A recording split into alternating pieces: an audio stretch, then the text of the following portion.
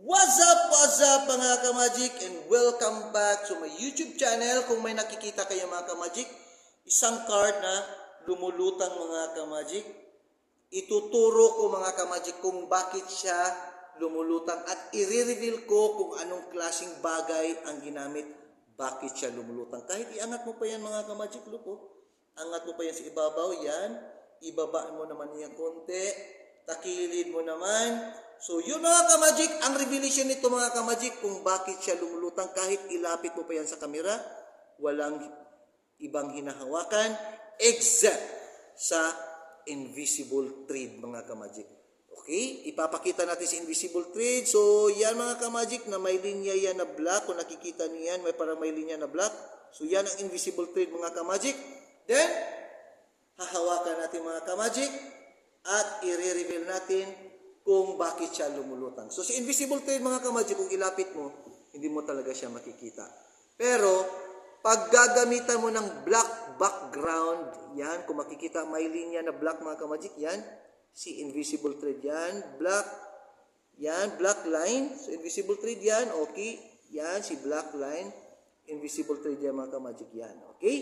So, ganyan mga ka-magic, sa invisible thread, ipasok mo lang sa iyong daliri, yan, ipasok dyan, okay, dito sa dalawa mga ka-magic, itong dalawa, ipasok dito sa dalawa mga ka-magic, yan, ipasok si invisible thread dyan sa dalawa. Pagkatapos napasok niya mga ka-magic, si thumb na naman, ipasok si thumb, yan, okay. Then, ipapakita ang card, ganyan, and pagkatapos mga ka-magic, pag galaw na mga ka-magic, ganyan ang pag-ipit sa card, kasi si thumb, siya ang kukuha ni invisible thread. Pagkatapos stretch, ilipat sa kabila ang card. Tapos, itong dalawang daliri mga ka-magic ay papasok naman. Depende sa mga ka-magic kung saan dito mga ka-magic ang komportable sa iyo na mas madali mapasok.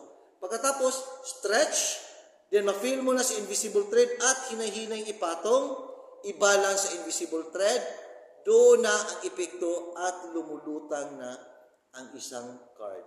So I hope mga ka-magic, hindi to basta-basta mabibili ang invisible thread mga ka-magic. Kailangan nyo nang mag-order at tawagan ang mga nagbibenta nito mga ka-magic. Magic Store ang makakabenta lang nito mga ka-magic. Or kung gusto nyo mga ka-magic, tulungan ko kayo kung paano o-orderin ang Magic Invisible Thread mga ka-magic. So thanks for watching and Viva Jesus! Please follow and likes mga ka-magic and please the notification bell para updated naman kayo sa aking video mga ka-magic na ituturo ng mga bagong magic tricks. Kung bago pa lamang sa aking video, please hit the notification bell and para updated kayo sa aking mga ituturong bagong magic tricks. Thanks for watching and Viva Jesus mga ka-magic!